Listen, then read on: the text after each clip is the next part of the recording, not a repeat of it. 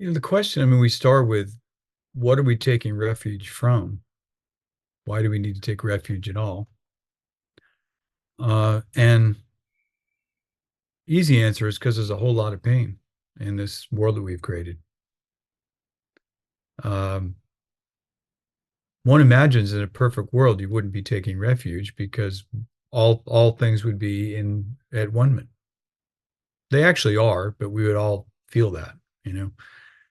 And instead, what we're dealing with, again, this is why this is the beginning of the precepts. This is the beginning of the moral and ethical teachings. Is that because there is suffering in the world, because we often practice evil. We practice harm against others, all of us, often without even realizing it. Um, and we can't escape that just through our thoughts and our habits because they're so ingrained. We have to take refuge in something that's much deeper, right? To cease from evil um, is more than just being polite on, saying hi to somebody on the sidewalk. To cease from evil, we have to take refuge in something that is in our that which is. I'm going to use. Sorry, I realize I'm falling into Judeo-Christian language of this, but we at one with creation, with the Creator itself, with the Absolute, with that which is beyond our intellectual capacity. We can't conceive of this. That's why Zen is called the direct pointing to the human mind outside words and letters.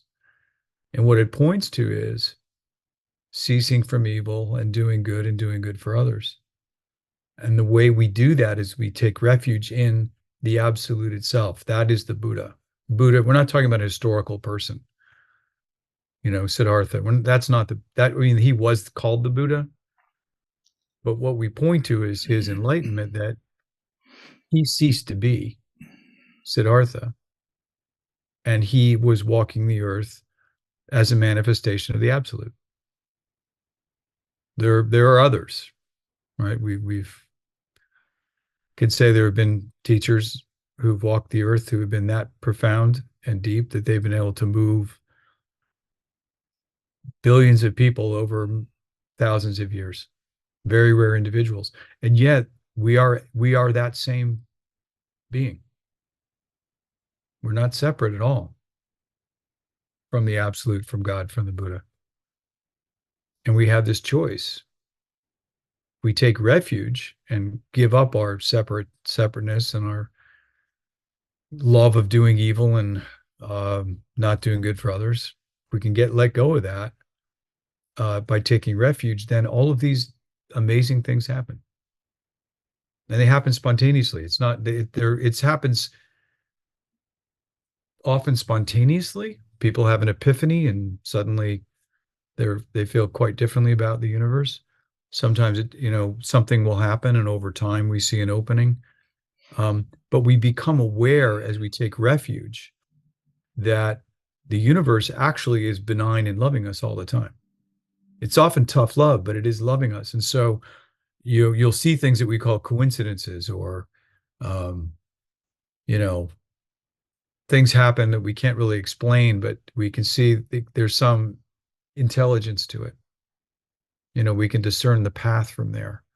And when we see that, if we decide to take that path when it's offered, that's taking refuge in the Buddha.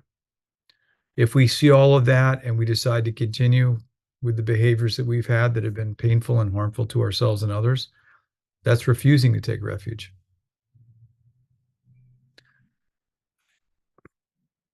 What is the Dharma? The Dharma are the teachings that have been collected for 2,600 years, I'd say about. They began as the teachings of the Buddha, but there have been innumerable teachers in the lineages of the various Buddhist schools, and certainly in our Chan school, Zen school, um, where they have realized for themselves that they're not separate from the absolute, right? That the absolute basis of our reality um, is is that which manifests through us. It supports us. It allows us to have our very being, and we are not separate from that. And the way we get there is to follow these teachings. You'll notice that the teachings of most of the great religions have a lot of similarity. What distinguishes the Chan teachings or the Buddhist teachings are this strong emphasis on not praying, not necessarily, and I do a lot of prayer, but it is not prayer alone. It is letting go of any notion of separateness. We did a little of it in the meditation, or before the break, right? To be the awareness itself. When we do that and our own thoughts of ourselves fall away, now the absolute is present, isn't being blocked in our awareness. Now the Dharma, the teachings resonate for us. They're not intellectual anymore. We actually see for ourselves what we are. And when that happens, that's, we have words for that. That's called a kensho or an awakening, a realization experience. As those things start to happen in one's life, it takes over, right? You can still be selfish, but you stop. You do away with the notion that it's all about you all the time. Now I'm taking refuge because I see that the universe is acting through me, and I am nothing but the absolute. I have no independent existence. I'm not some separate person walking around. And the teachings are what help guide me, because the absolute is always silent. Right? It's we we take these collected teachings and wisdom that we've gained from others who've realized themselves and awakened. That helps guide the pathway. Those are the dharmas. The Sangha is a collection of us today on this call. The Sangha is just a collection of people who have devoted themselves to varying degrees to try to free ourselves from our conditioning, and to take up this work, this lifetime of work of ceasing from evil and doing good for others through our own awakening. Not as something I do because I checked it off today. I'm ceased from evil today. I did three. I don't know. I was raised in the Catholic Church. It was like you get so many demerits. You go to confession. You get so many. You get so many awards for doing good. And I'm still, I still feel very strongly positively towards the Catholic teachings that I had, even though the church has struggled a lot, to put it mildly. But those teachings of service to others. What did the Buddha do after his enlightenment? He spent 60 years serving others. What did Jesus do after his transfiguration? Returns and saves others and teaches others until he's killed. What do all the great teachers do? It's not too late or not too early for us to take that up ourselves. You only get about 80 years if you're lucky, right? Take it up now. Don't just cease from evil, but take up doing good. Take up doing good for others, because it is the way. It is the way. It's not my opinion. It's not somebody else's opinion. The deeper you go, the deeper those truths become the truth. You can't help but see it. The whole thing's a miracle. I don't even know what the question was at this point, Sensei. I got way off. We're talking about the refuges. Yeah, I did the precepts too, because I'm looking at them all in the same together. But yeah, when you take refuge in the precepts, why are you doing that? Because we're in pain, right? Others are in pain. Why is that? Because we don't do good for each other, and we also don't do good for ourselves. I'm bad. I've done all these awful things, and now I'm gonna unconsciously do them to you. We got to let that stuff go and serve. All right. Life of service. Oh, can I say one last thing, Mugen? Sure. Here's the little mantra. My life is one of service. Please teach me. Okay. It's not like I know what you need. I'm here to serve you. I'm going to give you what I think you need.